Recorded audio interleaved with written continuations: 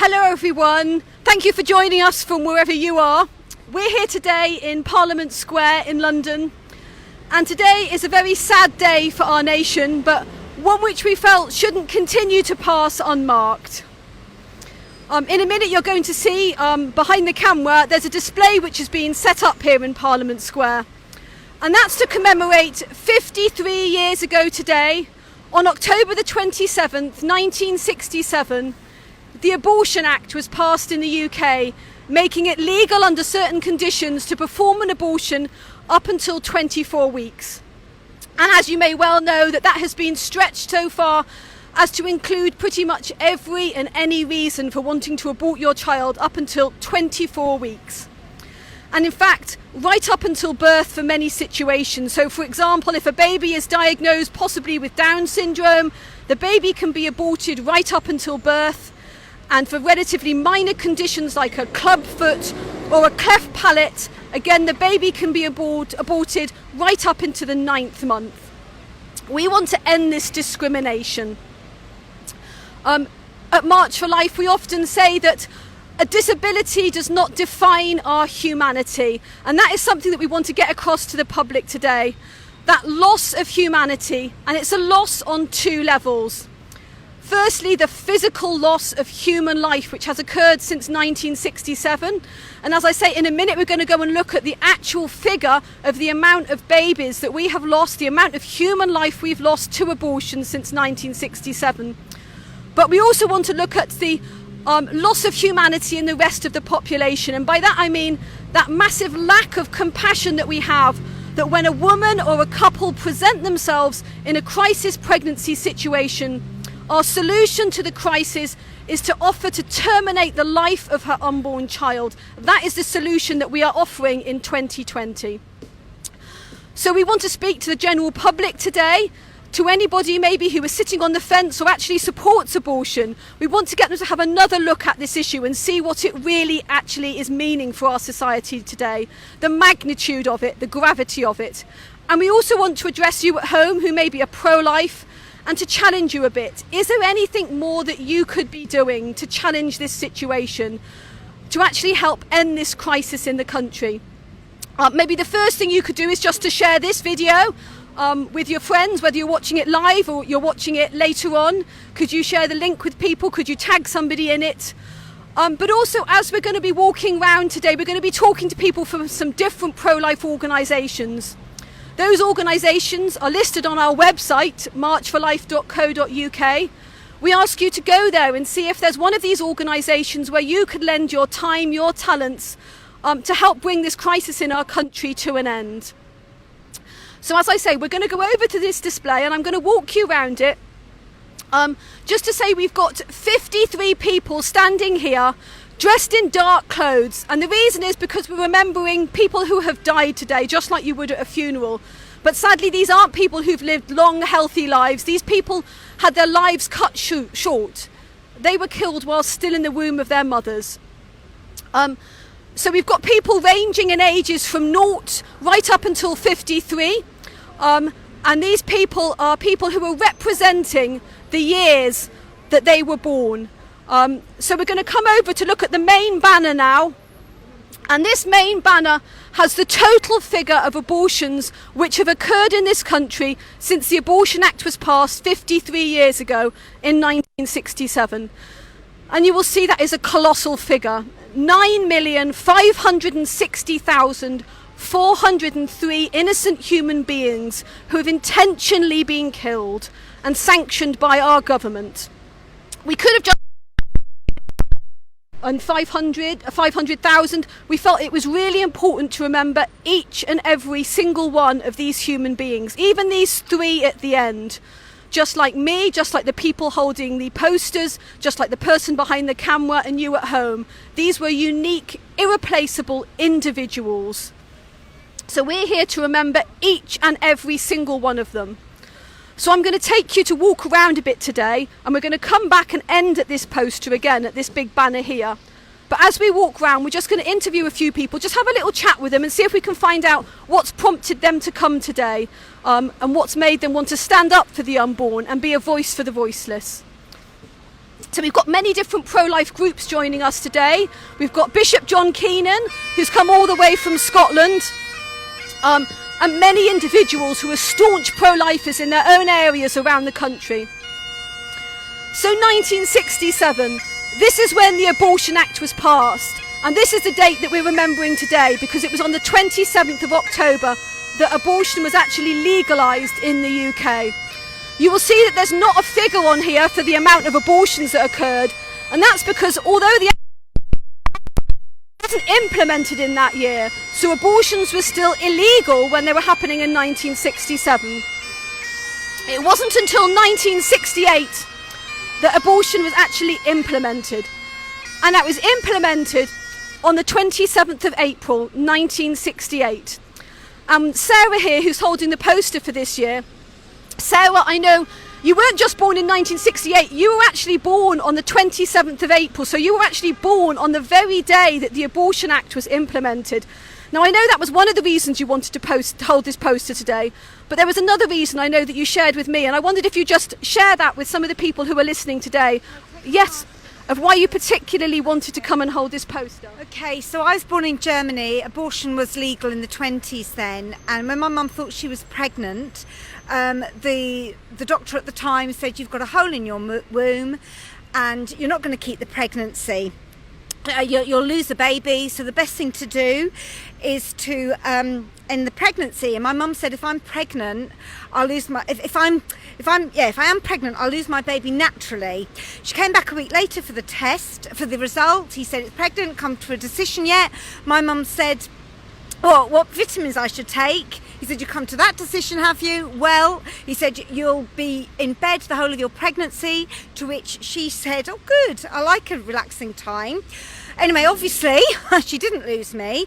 And as you said, Isabel, I was born 27th of April 1968. And then a few years later, when Mum had a checkup on her womb, we were in the UK, and the hole in her womb had healed up. And I knew this after, my mum told me this after I got involved in pro-life work. So it confirmed, anyway, sorry. That's a fantastic story, Sarah.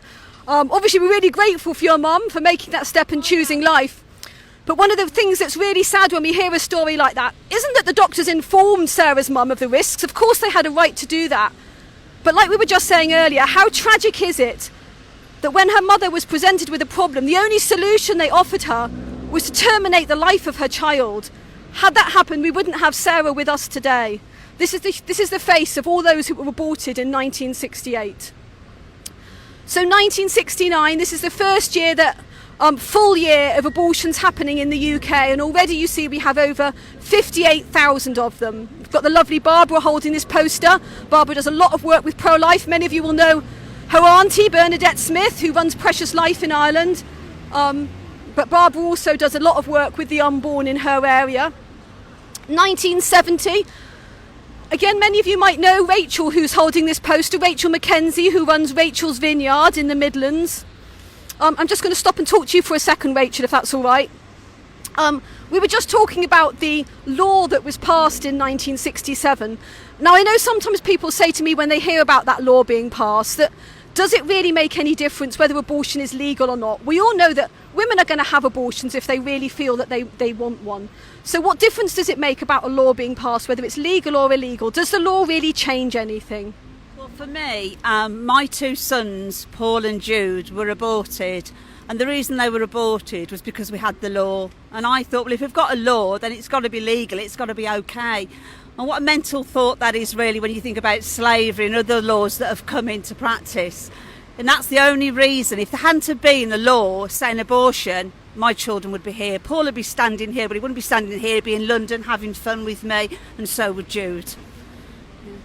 So Rachel, you're here today then not to remember just gratitude for your own life, but also to remember your son's life. And I think it's really lovely that have died.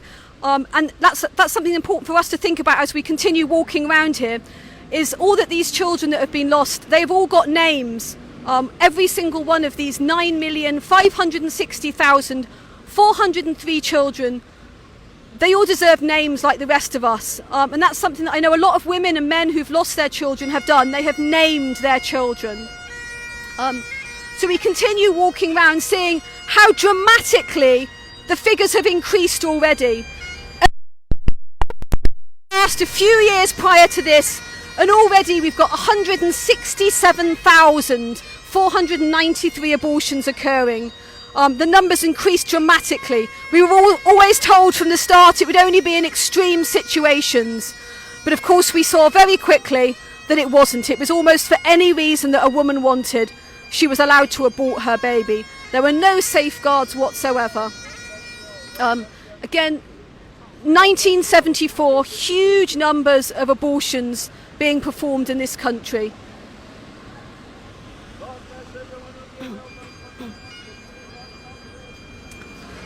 And this is really moving for me because I know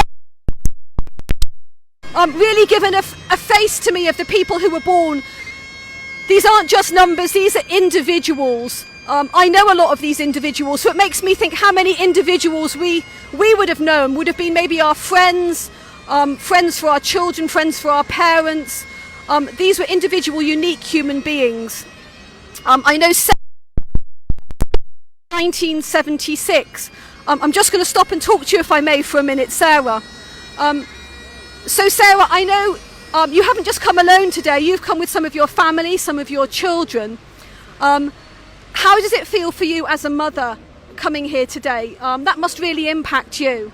Yes, it does. I think the thing is, these numbers are huge for each year since the Abortion Act, but I think we have to remember that it's not just these numbers. A lot of these individual lives would by now have gone on to have their own families, or even they may have had grandchildren by now. So we've got to remember that there's a lot more than just these lives missing. There's a generational effect. The other thing is, you often hear on the news that there's a shortage of people, we've got a shortage of nurses or a shortage of teachers. You just look at these numbers and think, they're here. Those lives that aren't living are here. That's our shortage. Thank you so much. And I think that's a really sobering thought to have, that actually that figure we've got, although those are the actual lives that have been lost, in actual fact, there's so many potential lives as well. These children would have, like Sarah rightly said, gone on to have children of their own, and even their grandchildren may well have been alive today had not their little lives been snuffed out so early on. So thank you, Sarah. And Sarah, she said she's brought her children as well. How wonderful that these children are being brought up in a family that appreciates the culture of life. So we continue walking past these posters, seeing these huge figures that were aborted.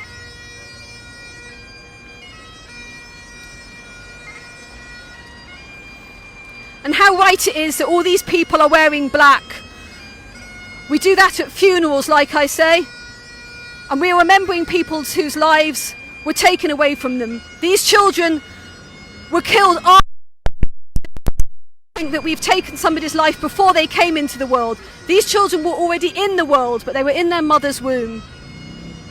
Now, a lot of these people that we're passing, I know, are people who do a lot in their own areas for the pro-life work. These people are a lot of people who offer help situations.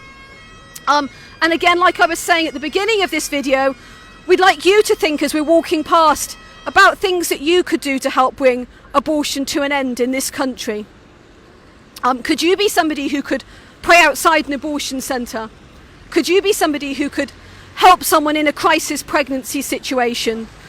Could you be somebody who could maybe just help financially support one of these charities that helps women in crisis pregnancies? There's a role for everyone to pray. If you're somebody of faith, maybe you could help with a prayer group. If you're somebody who deals in science, could you help educate other people, particularly the young, on the science of this issue? We're walking past Robert Colquhoun here and his lovely daughter. Many of you will be familiar with Robert. 40 days for life. Babies from being aborted in this country. So we're really grateful each and every individual like the 40 Days for Life does. Talking about the 40 Days for Life, I think it could be helpful if we paused here for a minute at this poster, which is 1983. I know poster Father David. Now, Father David, I know that you have centres as a member of the 40 Days for Life, which I was just saying Robert brought to this country.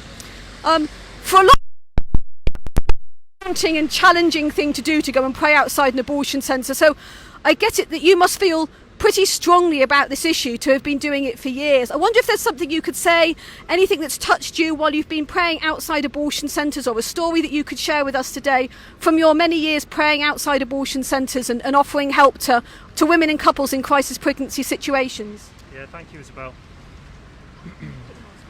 So I was at an abortion centre, and I remember speaking to a father of a family who just simply wanted to talk. You know, so many people want to talk, and we just approached them just in a spirit of friendliness and not pushing anything at all. But they want to talk, and I spoke to a particular father whose wife was arranging an abortion, and they decided that they needed help. So we put them in touch with support, and they kept their child. And I met their child when she was born, and it was amazing. So yeah, I just say do it. You know, just do it in love. Do it in love. And now that you've become a priest, as I know you were outside the abortion centres when you were training. Now that you've become a priest, do you still feel that's your role? Would you say there's anything different that you should be doing now you're a priest? How do you feel about that? Has that changed your role in any way in the pro-life movement? Yeah, I suppose as a priest I'm now more of a leader of a community. So I would just, I'd encourage priests just to be bold and to speak the truth in love, as St. Paul says. It's really simple, the truth in love, sensitively. I like to talk positively about helping women.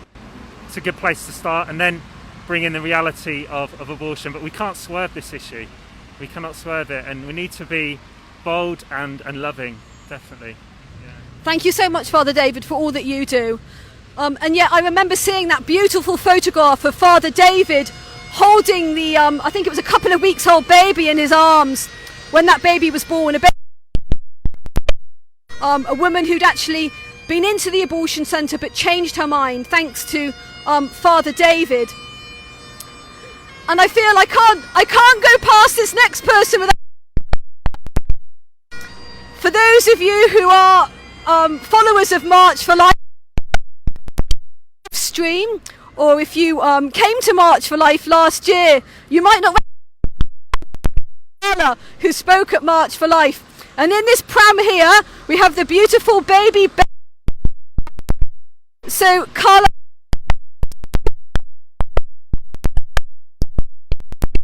in the womb. How many months pregnant were you when we met? Do you remember? We were 20 weeks. So Carla was 20 weeks when we met, and I know Carla was actually inside Mary Stopes Abortion Centre when we met her partner Danny outside, and Danny again has been very outspoken about this story. And Carla changed her mind at the last minute. Her and her partner Danny were facing some really difficult problems in their pregnancy, financial problems, work problems, but ultimately they realised that abortion wouldn't solve these problems, and they got the help that they needed to continue their pregnancy, and they now have the beautiful baby Betsy, and she fits into your family very well, doesn't she? She's perfect. She is, she's perfect. So thank goodness for Carla choosing life for the beautiful baby Betsy. We're really grateful to her and giving a face to all those aborted in that year. And again, we have somebody giving a face to all those aborted in 1986. And like said, this is somebody who has children of their own. It's amazing. When we abort somebody, we lose that potential.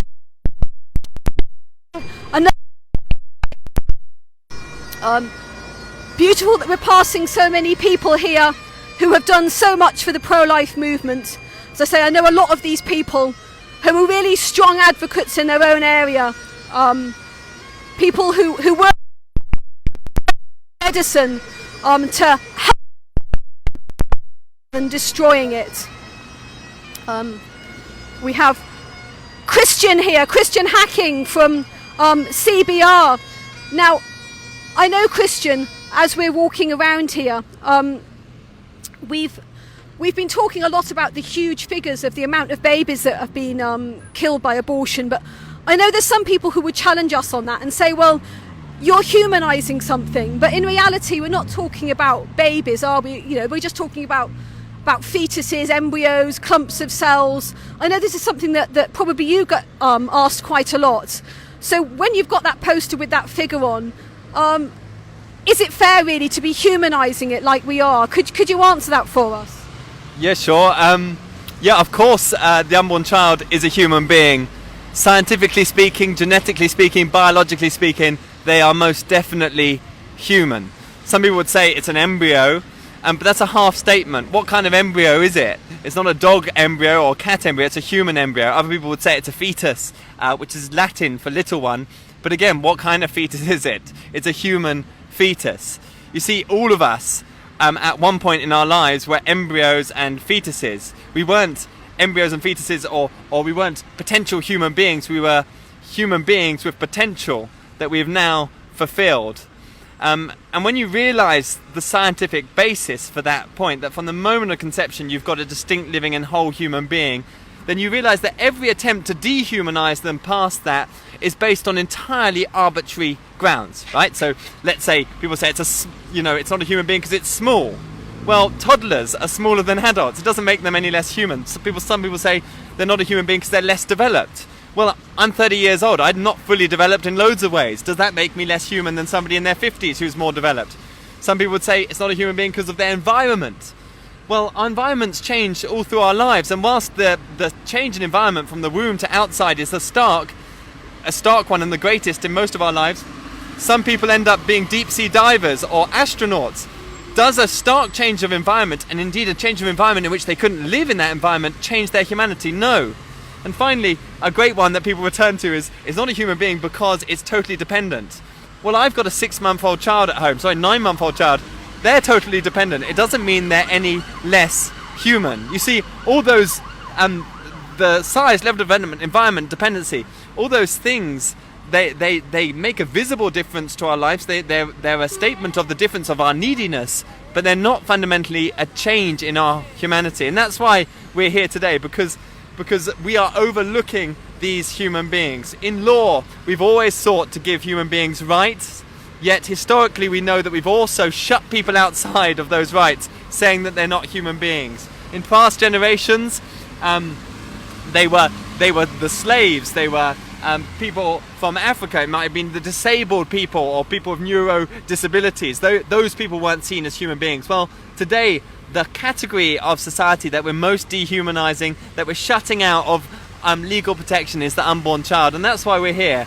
We're here because whilst there's much good about British society and the time that we live in, we've got the unborn child locked outside the doors of our legal protection, and that needs to change. Thanks so much, Christian. You're definitely the right person to ask that question. And it then comes down to just basically us discriminating, doesn't it? Like Christian was saying, just because somebody's size, their level of development, etc. These are things that we're just discriminating on with regards to people's value. Who are we to say who has less value or more value than someone else? Surely every human being at every stage of development in every walk of life has equal value, no matter what. We're passing someone else who works for another pro-life organisation, Alethea. I know you've worked for the SPUC, for the Society for the Protection of Unborn Children, for quite a few years now. And I just think it would be useful to ask you something. I know that your organisation does quite a lot in politics, amongst other things. Quite often people ask me about this when we're talking about politics. The thing that people are maybe asked to do the most often is to write or email their MP, or maybe even actually go and speak to their MP. But I know sometimes people say, well, my email, my letter, is that really going to make a difference? Surely these MPs, they know what they think. And we don't even get replies back, or they might seem negative replies. Can you maybe give us a bit of feedback from your end on whether this actually does make any difference at all when we're emailing or contacting our MPs about this issue? Sure. I think the important thing to remember is on this issue, you are the expert. MPs, by necessity, are generalists. They don't know everything about every subject. They know a little bit about lots of subjects. So they quite possibly don't know very much about abortion, or they certainly won't know very much about a particular bill, a particular issue. So we do need to be getting in touch with them to tell them what's happening. I mean, for instance, the last thing we had in Parliament was attempts to hijack the domestic abuse bill and bring in home abortions through that. An MP would quite possibly have not known that was happening. It was, the amendments were something like number 28 and 29. So they had to be told that. They had to be told why that was a bad idea. And then they had to know to come out and vote against it. And in fact, it didn't actually come to a vote. And I've had feedback back from MPs saying the fact that it didn't come to a vote was in no small part due to people like yourselves saying to this constituent, writing in and telling me this. So it really does make a difference. I think particularly these days, not that many people bother to write, a proper handwritten or, hand-typed letter, as it were, to their MPs. So they do notice it, and the weight of numbers does build up. That's really encouraging to hear. Thank you, Alethea. So there you are. The time it takes you to write your letter, to send your email, that is really going to make a concrete difference. As Alethea was saying, you are the expert on the issue. A lot of these people, a lot of these MPs might not know the full story about the abortion issue. So it's really important that you get the facts to them, and you can do that in your letter or email. The time that you take to do that can really make a key difference with these people. So we continue walking past these posters, and actually this is a really poignant moment. We're walking past somebody whose baby is due any day now. So thank goodness that's another one that's going to be brought into the world in 2020. Like we were talking about earlier, it's this generational thing. When we abort somebody, we actually lose that potential for the next generation as well. And we've just again walked past somebody who's doing an awful lot for the line. Many of these organisations you can find out about on the March for Life website. And I'm just going to let you listen to this bagpipe as we continue to walk past with nothing but the music, just so that we can really take in the full impact of what it is we're looking at.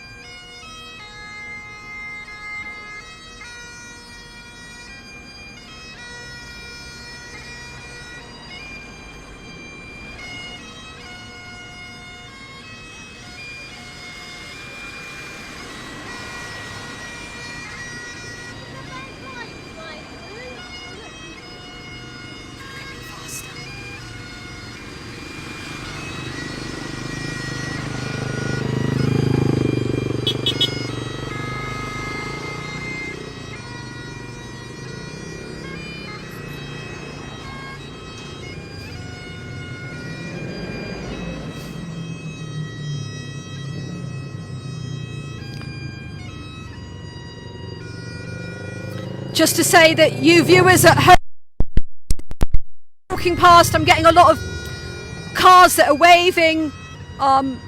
People have said friendly comments to us. People have just given thumbs up from their cars. It's surprising how many people do support the pro-life issue. Sometimes we can feel in the minority in the work that we do in our own little corners. But in actual fact, there's more people than we realise who are beginning to recognise how whether it's because of their own experience, because they've been through an abortion and suffered because of it, or someone in their family has, or simply because they've been confronted by the reality of this issue. Maybe they've actually looked at images of what happens through an abortion, and although that can be quite brutal to our eyes, at the same time it is important that we are educated and informed about this issue, especially if we want to pass information on to those who are not sure, who are on the fence. We have to first inform ourselves so that we're ready to answer any questions that other people have. And I find it particularly encouraging by these young people These are people who've really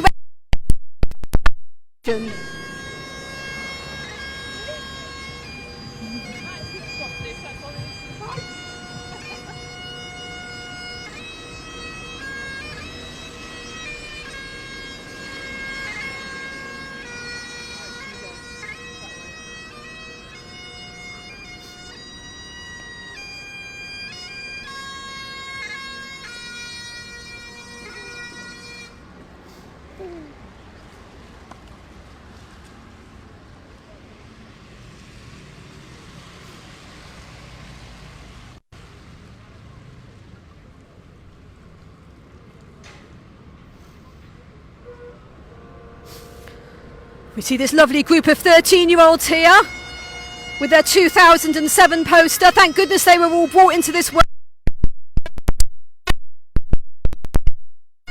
We have Nathaniel, whose parents run the Good Counsel Network. Lives helped hundreds of mums in so many different challenging situations. And I urge you to find out more about that organisation and support them. And thank goodness we have a great new next generation.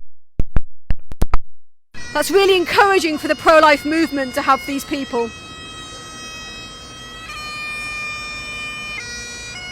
And our lovely trio of 12-year-olds from 2008. Again, we are very grateful to their mums and dads for choosing life for these ones.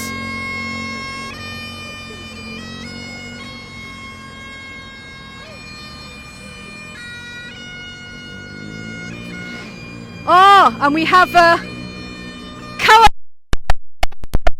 to Imogen and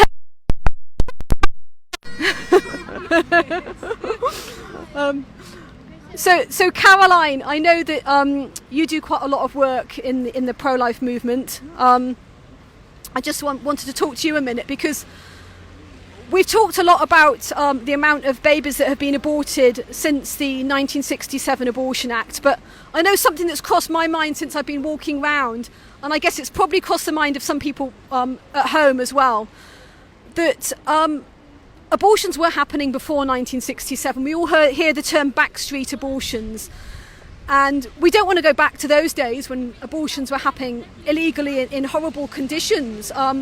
So is this something that the pro-life movement is pushing for, to go back to backstreet abortions? I know this is something that's often levelled at me. Is this something that maybe you could answer for those who are watching at home? Well, no, ironically, it's more the kind of pro-choice movement and the abortion industry that is pushing abortions back behind closed doors, back at home, and are actually making abortions more unsafe for women. So when the 1967 Abortion Act was passed, actually by that point antibiotics were pretty widespread. So, you know, nobody should die from abortion, but the deaths were falling. But now, since coronavirus, there's been 2 women who have died as a result of taking the abortion pill at home. And actually DIY and home abortion is doing exactly what the 1967 Act was supposed to prevent. It's actually encouraging women to make a rash decision to take the abortion pill in their own home without the correct medical supervision, without knowing if it's contraindicated for them. You know, there are 13 incidents currently being investigated by the NHS of women who've been, you know, seriously harmed, you know, had life-threatening consequences as a result of taking this pill. And so what we're seeing now is an act that was designed to protect women and to help women be safer is actually creating the conditions to make women more unsafe. I mean, it's very easy to see how someone who's in a situation of abuse could be coerced into taking the pill at home. You know, you just need either BPAS, Mary Stopes will prescribe it via telemedicine, and you know, there are no checks and balances. There's no one checking on the woman. There's no one saying, are you well? Is this the right medication for you? Is this something that you actually want to do? So it's ironic that 53 years later, an act that was designed to stop women from being harmed, from being hurt, from dying, is leading to the same consequences. I mean, 2 women dying since May from an allegedly safe legal abortion in the UK. This should be a scandal. We should be jumping up and down about this instead of celebrating it. Thank you, and I think that's a really helpful way of looking at it. If we really do care about women's rights and about women's health, then the new laws that have come in, particularly like Caroline was saying, for abortion at home, these are actually being incredibly damaging to women, putting a lot of women's health at risk. So we're not just talking about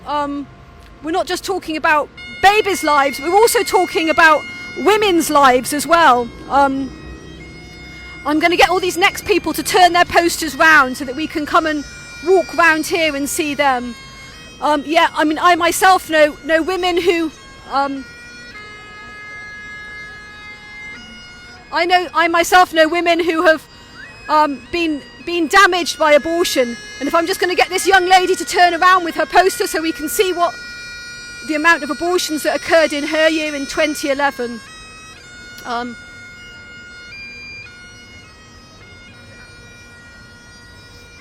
So of course there is no such thing as a safe abortion, because abortion always ends the life of a child. And there is so much damage, both physically, mentally, emotionally, psychologically and spiritually, to women who suffer abortions. And of course it's not just women, it's men as well, women and men who suffer through abortion.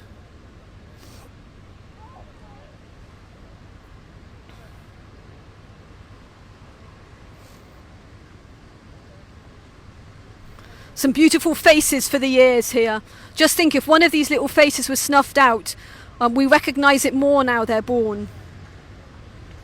And actually, I was just saying about how abortion affects men, and I just think it would be really useful just to maybe stop on a man. We've spoken to a few men today, and I know our camera's gone past a lot of men. People sometimes say that men shouldn't speak out on this issue. That really it's an issue that's between a woman and her doctor, and it's not really any place for a man. So I'm going to ask a man here, Adam. How do you feel when you're challenged with that question that really this is a woman's issue and it doesn't affect men? So what right has a man got to be here in any form of protest or witness about this issue? Well, I used to believe that myself, and 20 years ago, because of that belief, I paid for an abortion with an ex-girlfriend.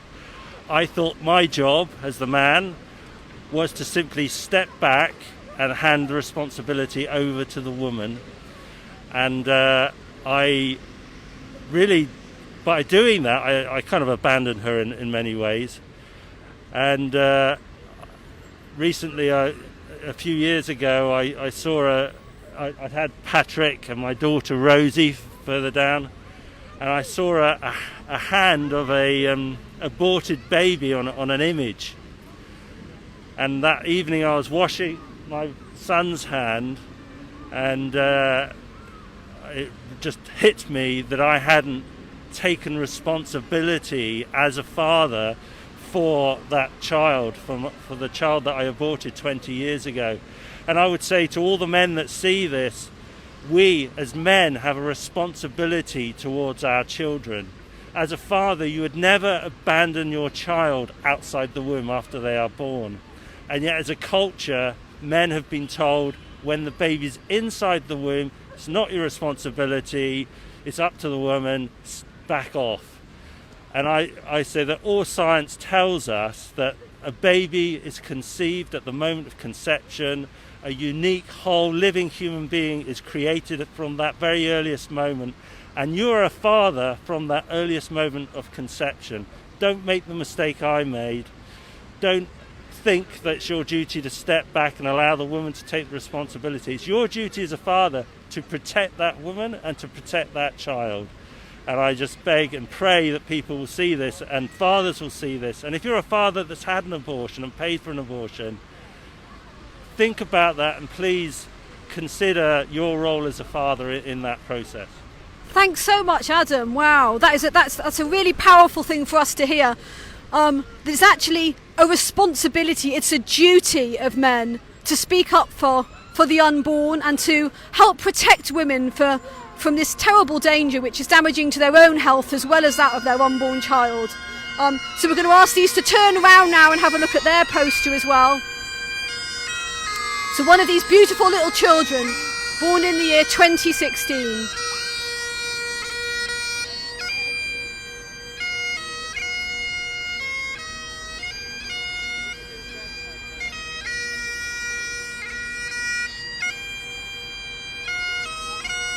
So we're going to have a look at this one here. We've got this beautiful baby, 3 years old, with her poster.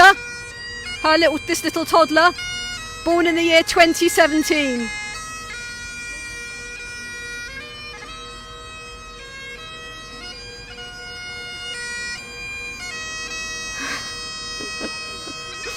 Here we have the lovely Cara, Days for Life, and their beautiful little boy who's holding the 2018 poster for us.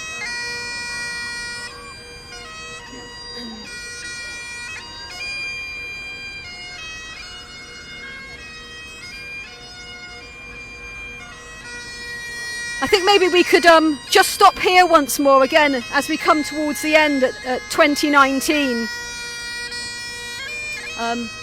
We're here with Emily. Emily, I know you work with the Alliance of Pro-Life Students, so I know you've been a very strong defender of the unborn for years now, as a student and as you've continued after a student as a mum of your own now. We're talking about huge figures now, aren't we? We're talking about, we were saying earlier, 9,560,403 abortions that have occurred. Now, whilst that might seem a really grave figure, and the magnitude does hit us, we've also got to think of it from another angle. I know this is something that a lot of people say to me. Well, where would we put all those 9.5 million? You know, isn't there a population crisis already? Could we afford? How could we look after all these extra children? Don't we have to do something with this, you know, population problem that we've got? Is that something that maybe you could answer us or for the viewers today? And feel free to take down your mask if you need to. Yeah, I think it's a really interesting question, and it's something that certainly many women in my generation are thinking about. And it's really good to have that concern for, you know, the next generation and how the planet will cope and things like that. But what we're seeing is not really the case. So in the last few months, both the Telegraph and the BBC have been posting articles about how we've hit peak baby recently, and the UN population predictions sort of predict that in the next 50 years we might hit to 9 billion people, and after that it will start to decline quite rapidly. So, you know, I do think that overpopulation isn't the same kind of problem that we think of it as. I think there's definitely more to be done in terms of raising children who are good stewards of the planet, you know, who are raised to be caretakers of what we have and make sure that there is enough for everyone. So that's my aim with raising children, to aim responsible children. And I think when you have that aim, you know, then I think that builds for a positive future, because children are such a sign of hope, and to think that we can't have children is, I don't think it's a very good sign of hope for the future. Thanks so much, Emily. And when you were speaking there, it made me think of a saying that was coined by Mother Teresa, who said to say that there's too many children, it's a bit like saying there's too many flowers. How can there ever be too many children? Whilst we want people to behave responsibly, ultimately we do care about human life, and killing people is not the answer to any concerns we have for the planet.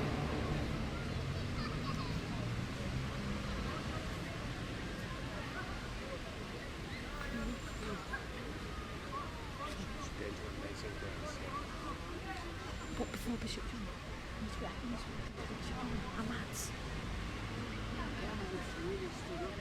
I'll go to Wales. No, not yet. I'm talking about Wales.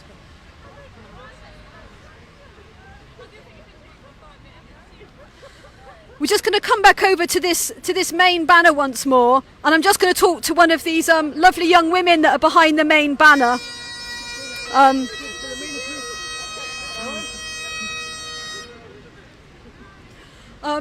We're just going to quickly come up to you, Madeline. Now I know, Madeline, again, you're somebody like Emily who's worked with the Alliance of Pro-Life Students, and I've seen a lot of young people here today, and I know that there will be some young people watching this at home.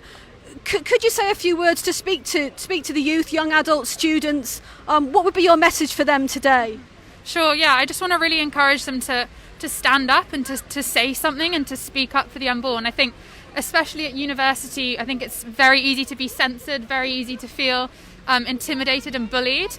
And there's a whole movement behind you. Today, the people that are here, it's just a small a small drop in the ocean of the number of people who are pro-life and just really willing to stand up for these millions of unborn children that have died in the womb. So I just really encourage you, if today you felt inspired, maybe you've never come to the March for Life, maybe you've never been to a pro-life event, just do something, share something on Facebook, have a conversation with a friend, and I promise you that there will be people there to support you, and it really is not as bad as you might think. So yeah, please be a voice for the voiceless. Thank you, Mads. Thanks. We're going to finish now by going over just to have a few words with Bishop John Keenan. If I can get Bishop John Keenan to come over here and stand next to this main banner. Bishop John, I'm wondering if I could just get a few words from you. The cameraman is asking me to come this way. Right, okay. If I could just get a few words from you then, Bishop John, on this day that we remember the 53rd year since the Abortion Act was passed. If I'll pass this to you and let you say a few words. Yeah, well, I'm so happy to say it into the camera. Do you know, it's been a sad marking, but one not without hope when we see so many people here. I think we're here really to continue the good fights. We're here fighting for just for little ones in the womb to be given a chance to have life and to have life to the full, for the little ones in the womb to have the same kind of life that we have, that they're able to live in the world and have their loves and their hopes like we have their struggles and their dreams as we have. We're here to continue to fight for the voiceless. I think we're also here to try to convince society that little ones in the womb are not the problem to be solved. Little ones in the womb are literally, the little ones in the womb are our only hope for the future.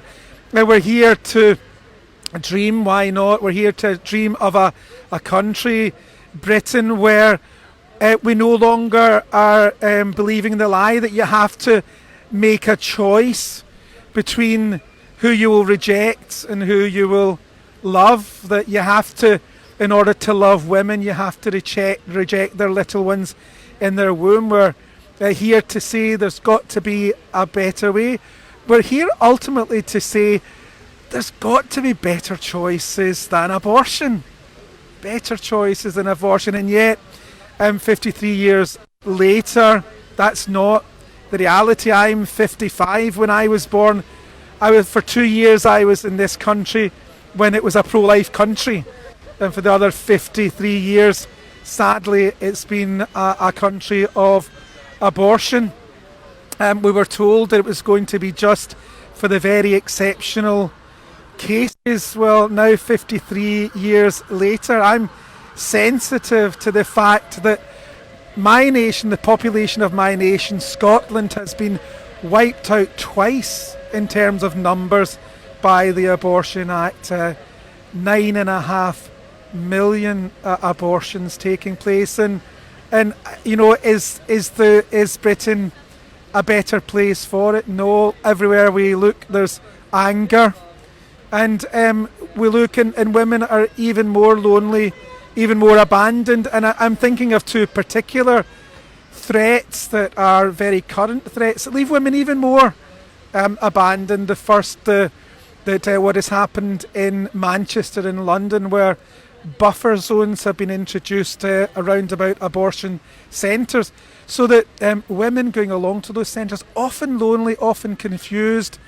often isolated, are deprived of a choice of a better way. I know women here today who made their way along to those abortion centres. At the last moment they found someone standing there, a guardian angel. They went up and spoke to them, and they found a voice, a supportive voice, who offered them immediately support and new choices. And those women now have their babies, and they say, thank God someone was there at the 11th hour at the last moment to allow me to make a better choice. But from now on in Manchester and in London, those women who go along and are looking just for that final choice are going to be deprived of a choice, a woman deprived of a choice at the last. And then I'm thinking of the other do-it-yourself abortions, the DIY home abortions, where the NHS now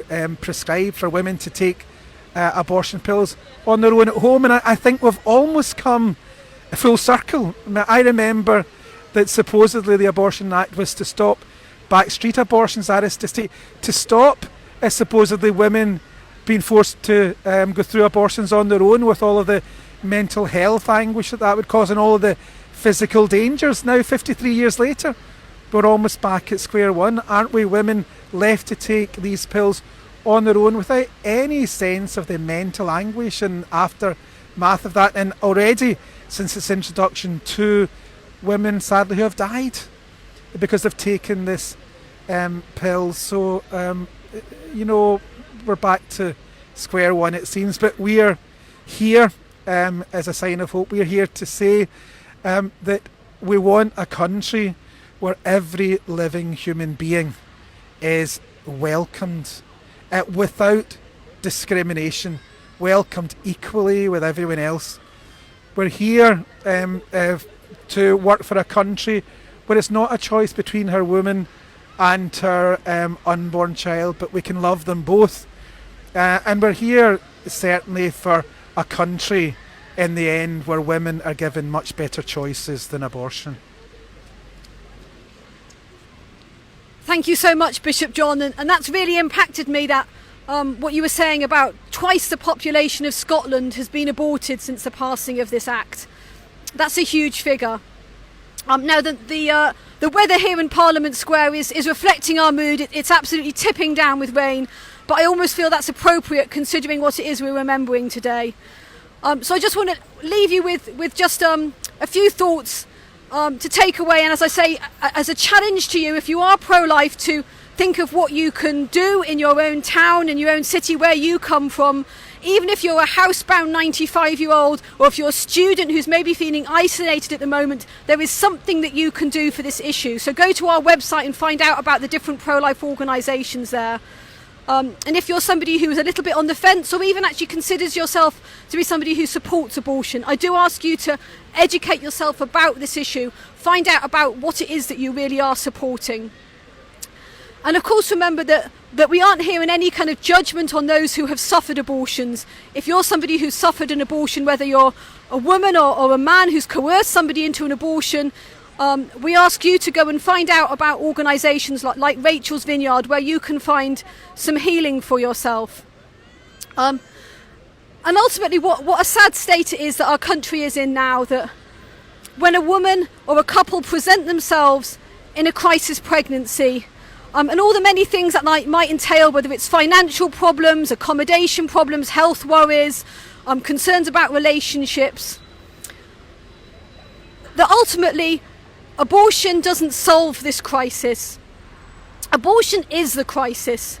And when we see this huge figure that's behind me, 9,560,403 individuals, we realise what an incredibly huge crisis this country is in. And we ask you to think what you can do today to help bring this crisis to an end. Do you mind if we get